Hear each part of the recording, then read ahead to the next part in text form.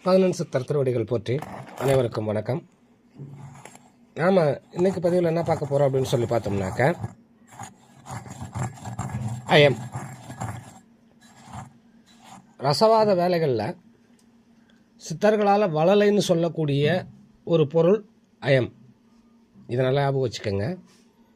இந்த அயத்தை முறைப்படி சுத்தி பண்ணி பயன்படுத்தலாம் அப்படின்னு சொல்லி, முறைப்படி சுத்தி மட்டும் கிடையாது, அதில் சில வேலைகள்லாம் செஞ்சு எடுத்தால் மட்டும்தான் அந்த அயம் சுத்தி ஆகும்.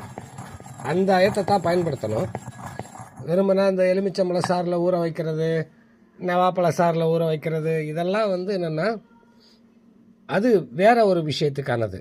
ஆனால் வாத வேலைகளுக்கு அயத்தை கொண்டு போகணும்னு நீங்கள் நினச்சிங்கன்னா, அந்த அயம் முதல்ல அயத்தில் சகுடு திரி சரச ஊரல் களிம்பு அப்படின்னு சொல்லிட்டு 5 விதமான தோஷங்கள் இருக்குது.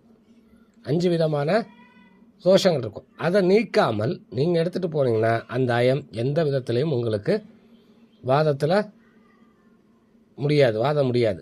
அதே மாதிரி இன்னொரு விஷயம் என்னென்னா, இந்த அயத்தில் இருக்கக்கூடிய அந்த 5 விதமான தோஷங்களை நீக்கிட்டு எடுத்து பார்த்தால் அது செம்பா மாதிரி இருக்கும். நல்ல ரத்த சிவப்பு, அதாவது ஒரு நல்ல சிவப்பு நிறத்தில் இருக்கும். ராகுவோடைய கலர் இருக்கு இல்லையா, அந்த ராகுக்கு காட்டியிருப்பாங்க இல்லையா சிவப்பு, அந்த மாதிரியான சிவப்பில் அது மாறி இருக்கும். நல்ல சிவப்பாக மாறி இருக்கும். நீங்கள் அப்படியே போச்சுங்க, சரியா? அந்த சிகப்பு அந்த அளவுக்கு வரணும். அந்த இரும்பு சிவப்பாக மாறணும். மாறினதுக்கப்புறம் அதில் இருக்கக்கூடிய சத்தை பிரிச்செடுக்கணும். அந்த பிரிச்செடுத்த சத்து தான் சித்தர்கள் சொல்லக்கூடிய அயம். அவங்க வெறுமனா அயம்ன்ற ஒரே வார்த்தையில் முடிச்சிருப்பாங்க. ஆனால் அதுக்கு பின்னாடி என்னென்னா, அந்த அயம் எப்படி அதை எப்படி ரெடி பண்ணணும் அப்படின்றதுல நிறைய விஷயங்கள் இருக்குது, ரகசியங்கள் இருக்குது, சூட்சமங்கள் இருக்குது. அதுபடி இதில் இருக்கக்கூடிய இந்த அயத்தில் இருக்கக்கூடிய சகுடு திரி சரச ஊரல் களிம்பு அப்படின்னு சொல்லக்கூடிய அந்த 5 விதமான தோஷங்களை நீக்காமல் நீங்கள் எடுத்து பயன்படுத்தினீங்கன்னா அந்த அயம் வாதத்தில் வேலை செய்யாது. எத்தனையோ பேர் முயற்சி பண்ணிட்டாங்க, இது வரைக்கும் முடியலை. காரணம் இதுதான்.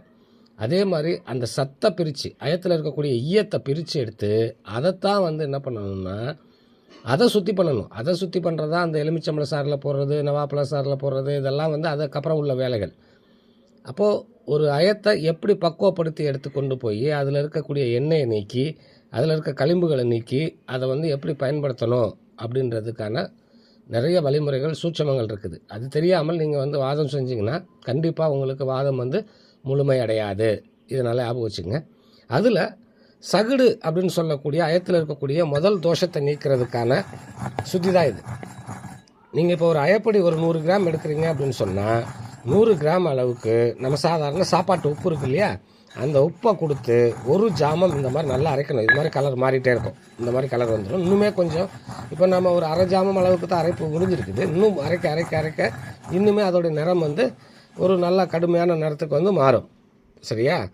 அப்படி அதுக்கப்புறம் தான் அதை என்ன பண்ணணும், திரும்பி நம்ம தண்ணி ஊற்றி கழுவி எடுக்கணும். ஒரு ஜாமம் நல்லா அரைச்சி தண்ணி ஊற்றி கழுவி எடுக்கணும், சரியா?